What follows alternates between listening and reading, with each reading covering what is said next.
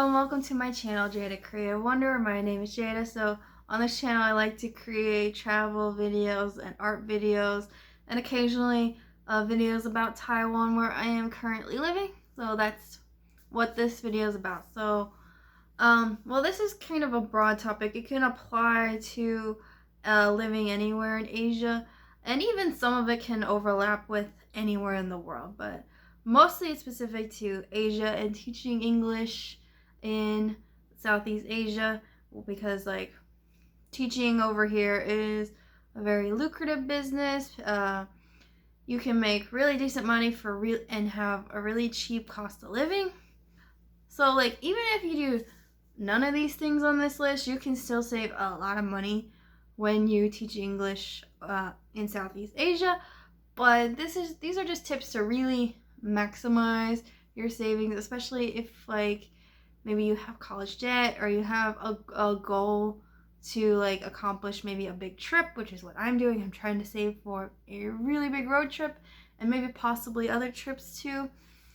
So that's what I'm doing. And I'm also have student loans, so I'm multitasking with that. Alright, so my first suggestion, which almost no people that I know do this. I've never heard of people doing this, but this is what I did.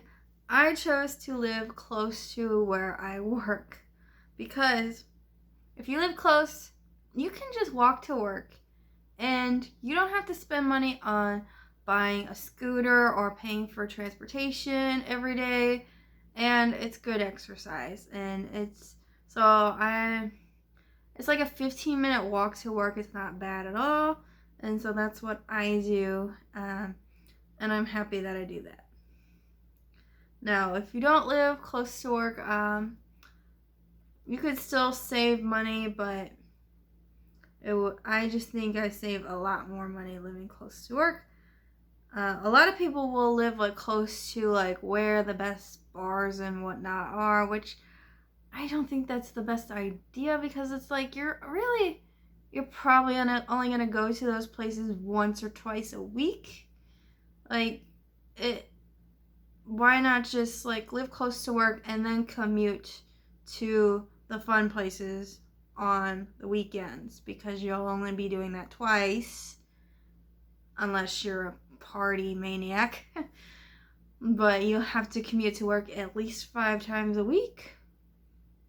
So that just doesn't make sense to me logically, and also like I hate commuting.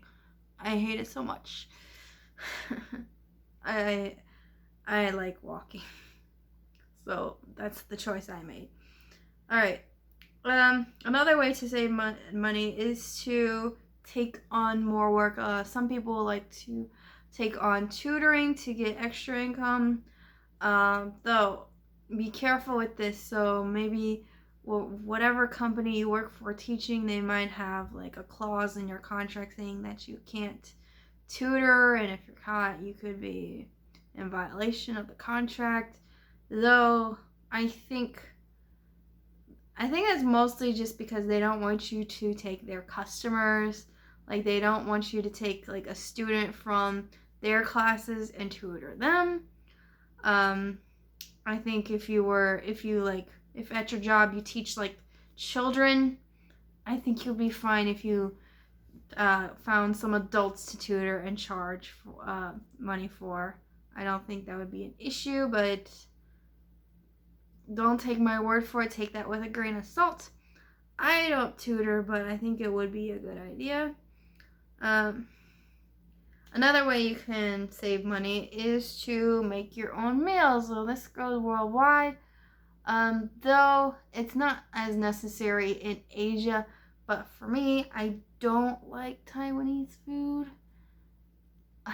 I thought I would, because I love Vietnamese food, and I like a lot of Japanese food, but I just don't like Taiwanese food. Something about the way they season it or something.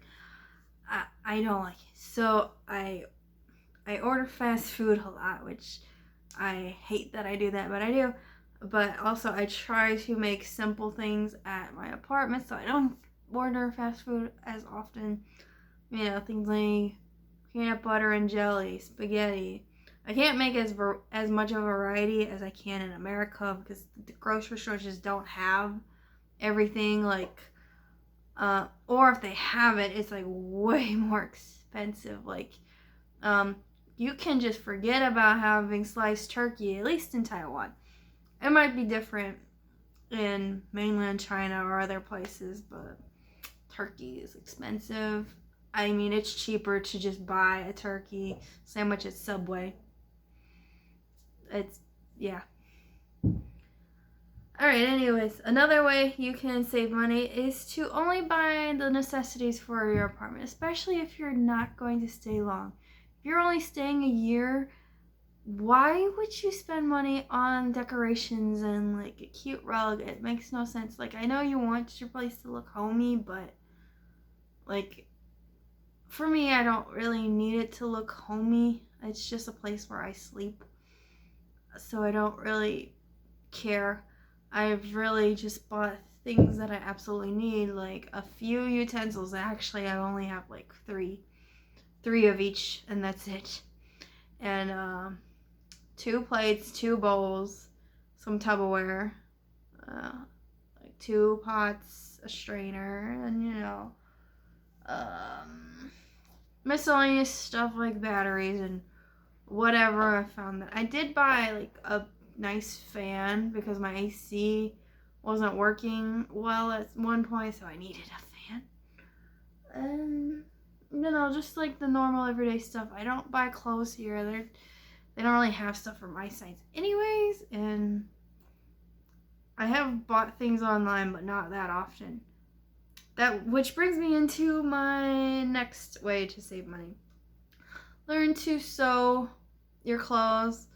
You don't have to do it well. My sewing looks terrible, but like, this is just like to patch up holes if you get holes in your clothes. So like, I love wearing leggings, but like over time, the seams will tear. So I learned to sew to try to patch the holes, and honestly, it's just prolonging the inevitable. So like, I did that for like 3 pairs of leggings, and that helped them last a couple more months, but I finally did throw them away.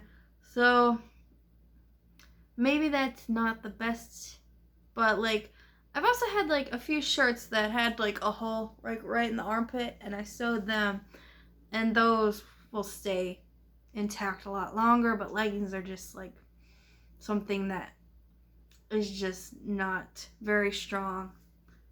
And if you get holes in places that aren't on the seam, there's no fixing that.